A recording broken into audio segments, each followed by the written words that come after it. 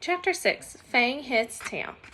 Fudge liked his new bed a lot. There was just one problem. He fell out of it every night. By the fourth night, my mother and father got smart. They pushed the bed against the wall and surrounded the other side with chairs. Now there was no place for Fudge to fall. But every morning my mother found him curled up in one of the chairs. My father said they could have saved their money since Fudge was happy sleeping in old chairs. When Saturday, he had to go to the dentist. He wanted to check Fudge's mouth again to make sure everything is healed all right since his flying experience. Dr. Brown is an old friend of my father's. They went to school together. He always saying he takes special good care of me and Fudge because we're chips off the old block. The old block being my father. His office is on the other side of the park. It's near Madison Avenue. My mother said we'd have to make a day of it, and wouldn't that be fun? I'd rather go to the movies with Jimmy Fargo, I told her. But we'll have such a good time, my mother said. The three of us will go for lunch, and then we'll get new shoes for you and Fudge. I've been out to lunch with Fudge, I reminded her. He's grown up, Peter. He knows how to behave now. I'd rather go to the movies with Jimmy. Well, you're coming with me, and that's that. I wasn't looking forward to my day, and Saturday morning is always the best for the week. Every Saturday morning, I clean out Dribble's bowl. Sometimes if Fudge is very good, I let him watch. I do it in the bathroom. First, I take Dribble out of his bowl and let him crawl around in the tub. I'm afraid to put him down on the floor. Somebody might step on him. But in the tub, I know he's safe. Next, I take the rocks out of his bowl and wash them. The last thing I do is wash the bowl itself. I really scrub it. I even rinse it 2 or 3 times to make sure all the soap is out. When I'm done with that, I put the rocks back in and fill it with just the right amount of water. After I put Dribble back in his bowl, I feed him. Usually he goes right to sleep on his favorite rock. I guess running around in the bathtub really makes my turtle tired. Today, I finished with Dribble just in time. My mother was rushing, mumbling about getting us to Dr. Brown's office in time for our appointment. When we were outside, we took the crosstown bus, then walked a few blocks to the office. As soon as the nurse saw Fudge, she said, "How's my favorite patient?" She gave him a little hug and a little book to read. To me, she said, "Good morning, Peter." It burns me up the way people treat Fudge. He's not so special. He's just little, that's all. But someday, he's going to be 9 years old. I can't wait till he is. Then he'll know there's nothing so great about him after all. Soon the nurse said, "Fudge, Dr. Brown is ready for you. Come with me." Fudge took the nurse's hand. Dr. Brown has this rule about mothers in the examining room with the kids. They're not allowed. Mothers are a big problem, Dr. Brown told me once. I agree. I looked through a National Geographic magazine while I waited. After a few minutes, the nurse came out and whispered something to my mother. I looked up wondering what the big secret was. Then my mother said, "Peter, Dr. Brown would like for you to help him with Fudge." "Help him," I said. "I'm not a dentist." The nurse said, "Peter, dear, if you'll come with me, I'm sure everything will work out fine." So I went with the nurse. "What do I have to do?" I asked her.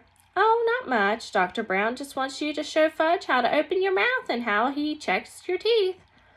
"What do I have to do that?" I asked. "I don't need a checkup yet. I just had one last month." "Your brother won't open his mouth this morning," the nurse whispered. "No, he won't," she said again. "He won't?" I whispered back. "No, he won't," she said again. I thought that was pretty funny. I never consider refusing to open my mouth at the dentist's office. When he says open, I open. When we reached the examining room, Fudge was sitting in a big chair. He had a towel around his neck, and he looked like he was ready for action. Dr. Brown was showing him a lot of little things and explaining what he does with each one. Fudge kept nodding, but he wouldn't open his mouth. "Ah, Peter," Dr. Brown said when he saw me. "Would you open your mouth so I can count your teeth?" That's what he tells little kids he's doing, counting their teeth. Little kids will believe anything.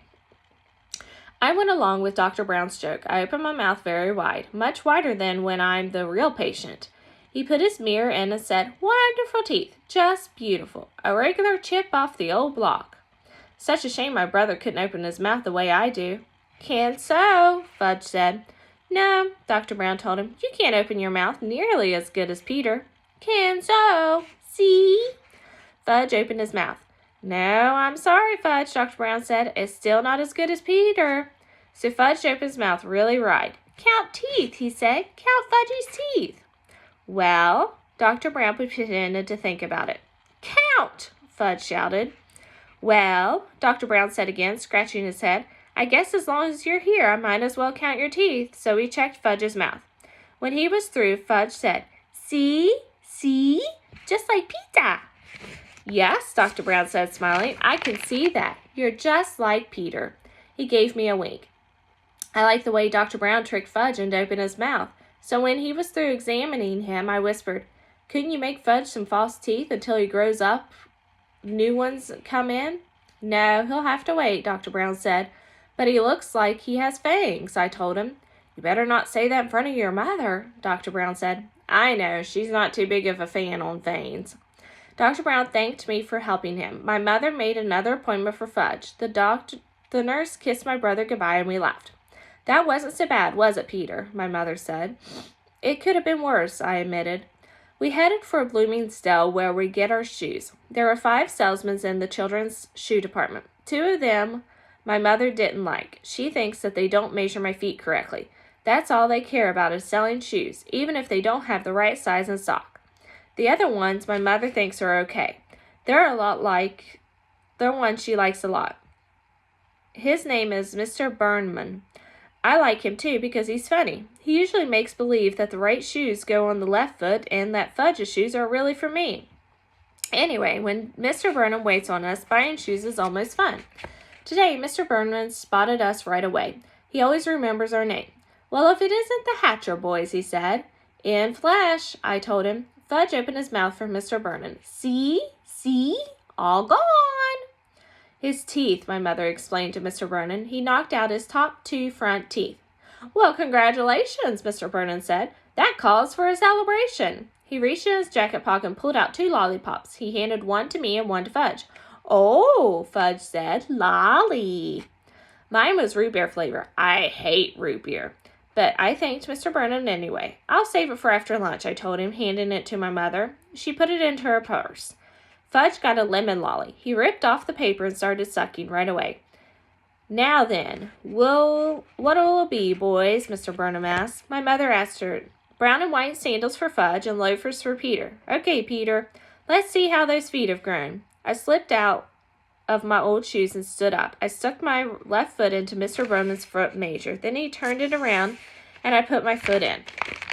That's another reason why Miss Mother thinks Mr. Burnham is good at selling shoes. He measures both feet. Some other salesmen only measure one. My mother says feet could be different sizes even on the same person, and it's important to make sure that the size fits the biggest foot. What color loafers, Peter? Mr. Burnham asked. Brown, I said, same as my old ones. When Mr. Burnham went into the back to look for shoes, me and my mother noticed a hole in the toe of my sock. Oh, Peter, why didn't you tell me you had a hole in your sock? I didn't know I had one, I said. Oh, I'm so embarrassed. It's my sock, Mom. Why would you be embarrassed, I asked. Well, it looks terrible. I mean, to come shopping for shoes with a hole in your sock? That's just awful. Can't you hide it a little? Where should I hide it? Try to get the hole in between your toes so it doesn't show, my mother said. I wiggled my sock around, trying to rearrange my hole. My mother sure worries about silly things. Mr. Burnham came out with 2 pairs of loafers. He likes to try different sizes to make sure I'm getting the right one. One pair was much too big. The other pair fit me fine. Wear or wrap? Mr. Burnham asked my mother. Wrap, please, she said. We'll wear the old ones home. I have never been allowed to wear new shoes home. Don't ask me why, but my mother always has the new pair wrapped up and I can't wear them until the next day.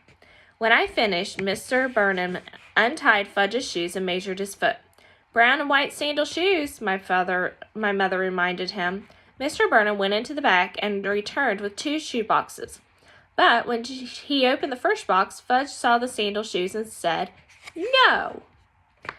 No what? My mother asked him. No shoes, Fudge said. He started kicking his feet.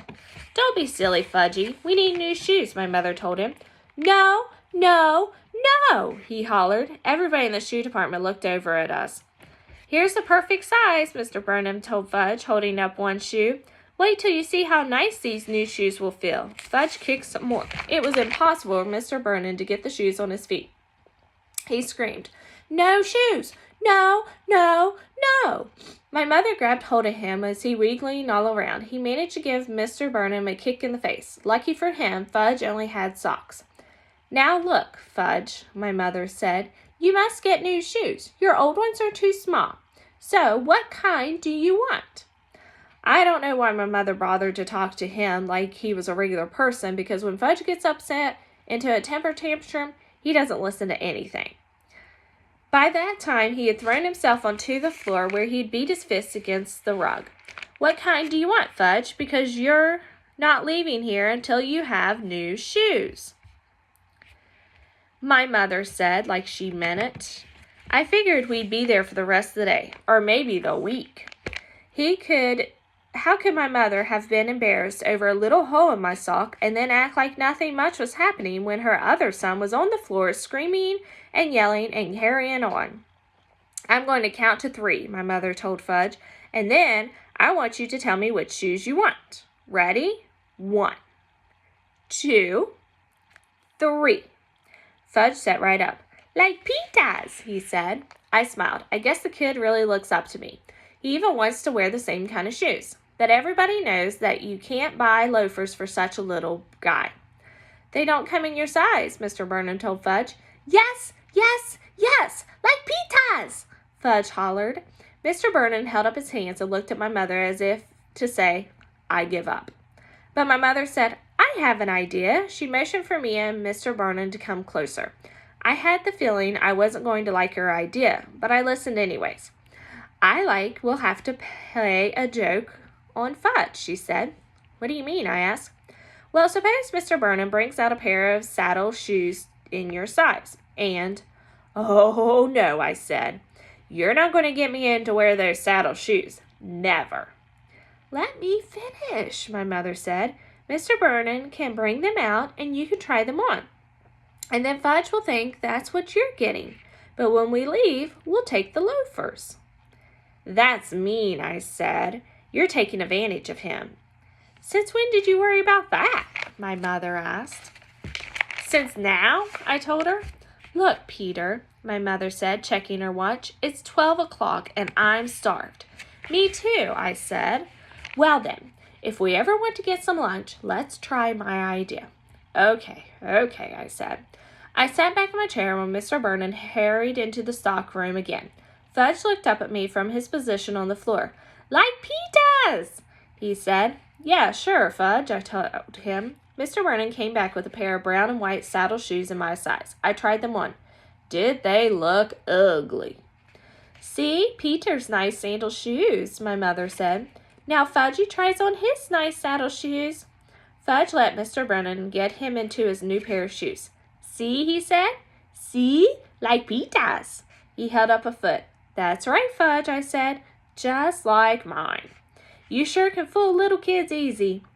"Wear a wrap?" Mr. Burnham asked my mother, while Fudge walked around in his new shoes. "Wrap, of course," she said. I wonder what my mother would tell Fudge tomorrow when I wore my new loafers. Oh well, that really wasn't my worry. It was her idea. When Fudge got back to his old shoes and our package was ready, Mr. Burnham gave my brother a striped balloon. He offered me one too. I refused. How could he think a person in 4th grade might want a shoe store balloon? "That wasn't so terrible, was it, Peter?" my mother said as she left the store. "It wasn't," I asked. "Well, it could have been worse," my mother said. "I suppose," I answered.